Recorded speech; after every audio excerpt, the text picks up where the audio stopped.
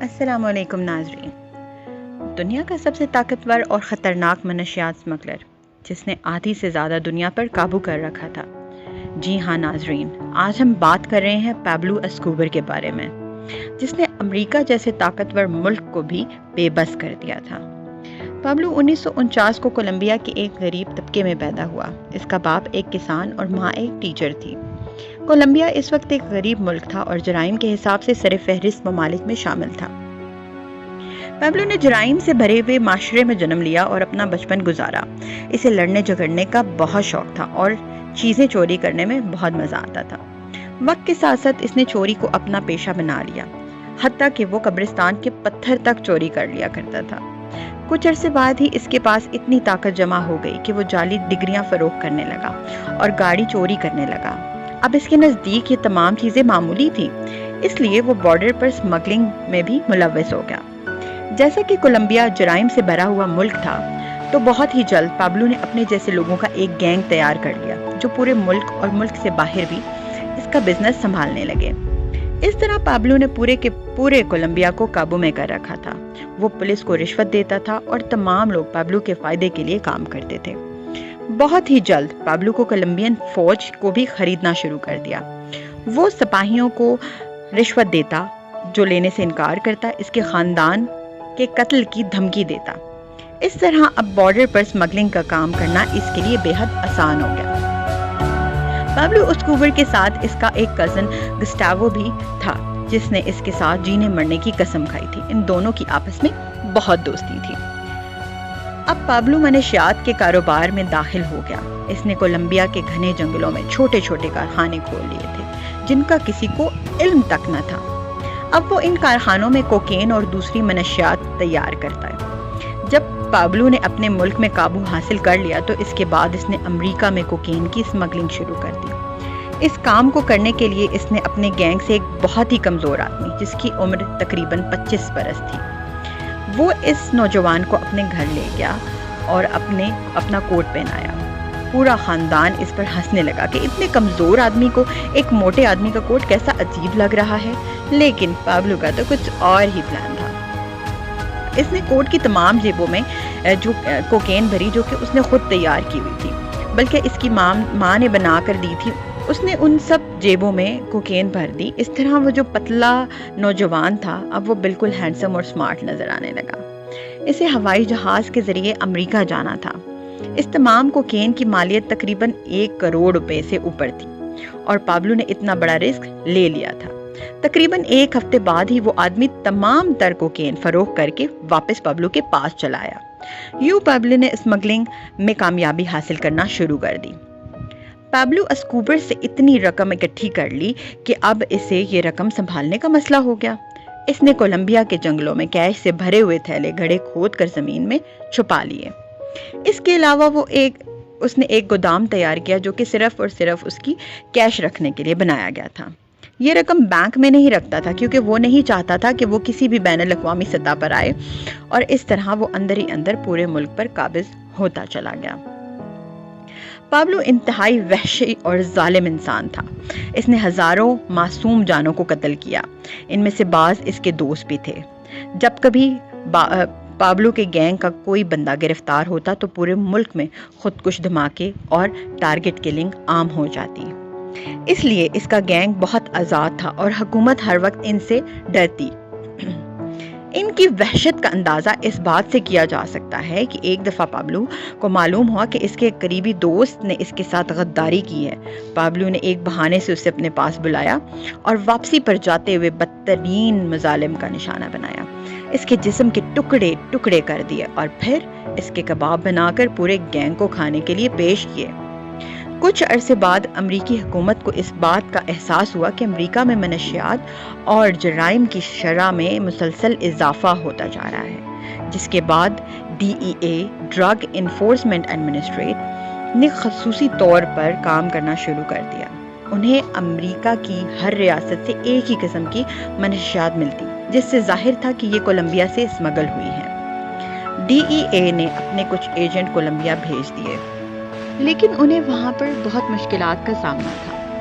عوام کے عدم تعاون اور زبان نہ سمجھنے کی وجہ سے DEA بہت عرصے تک ناکام رہی۔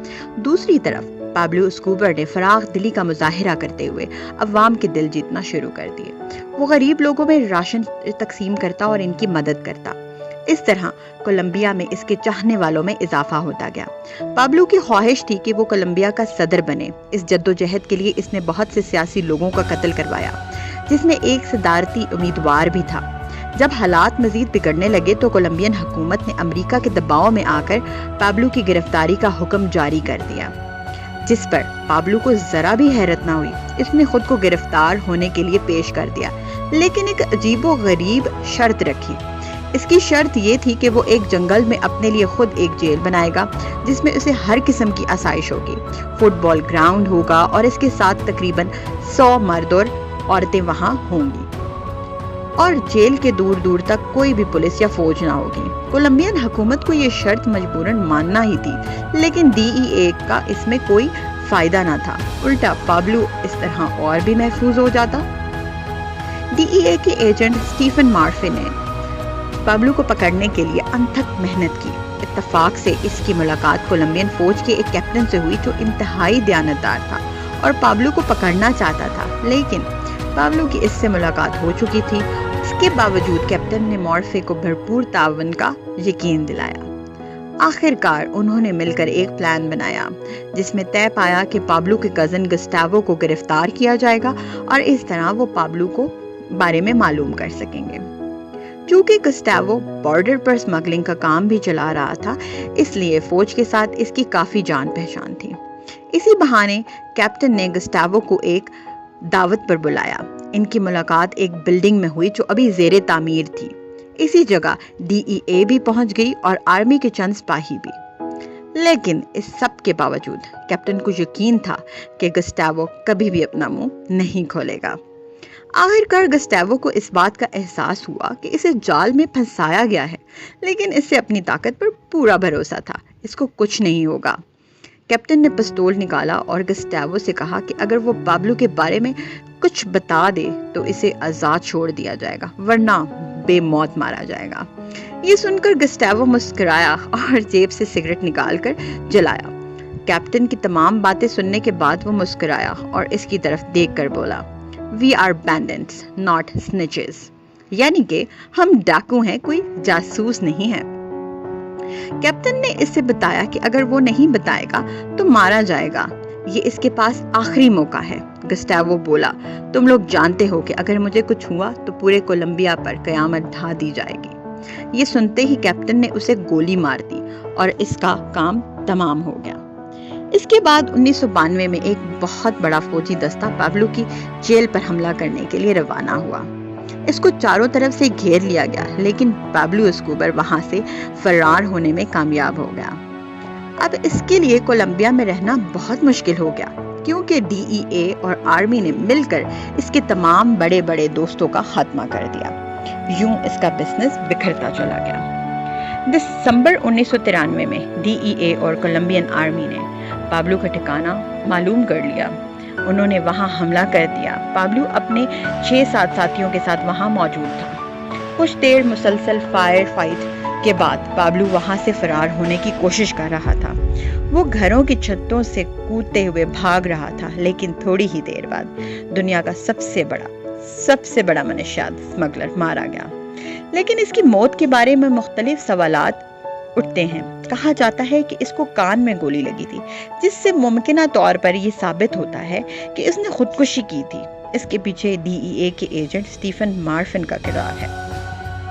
1980 میں پابلو کی نیٹ ورتھ 30 بلین تھی اور اس کا شمار دنیا کے 10 امیر ترین افراد میں ہوتا تھا۔ وہ ایک دن میں 15 ٹن کوکین USA اسمگل کرتا تھا اور ایک ہفتے میں تقریباً 42 ملین کماتا تھا، جو کہ 63 بلین پاکستانی روپے کے برابر ہیں۔ اب دیکھیں، انسان جتنا بھی کامیاب ہو جائے، لیکن غلط کاموں کا نتیجہ ہمیشہ غلط ہی ہوتا ہے۔ اس نے بہت کامیابی حاصل کی، لیکن آخر کار وہ مارا گیا۔ تو اس لیے ہمیں بھی چاہیے کہ اچھے راستے پر چلیں اور اچھے کام کریں، کیونکہ موت نے ایک نہ ایک دن ہمیں آن پکڑنا ہے۔ اسی کے ساتھ اجازت چاہیں گے۔ امید ہے کہ آپ کو ہماری آج کی کہانی پسند آئی ہوگی اور آگے بھی ہم آپ کے لیے اسی طرح کی بہترین کہانیاں دیتے رہیں گے۔ اللہ حافظ۔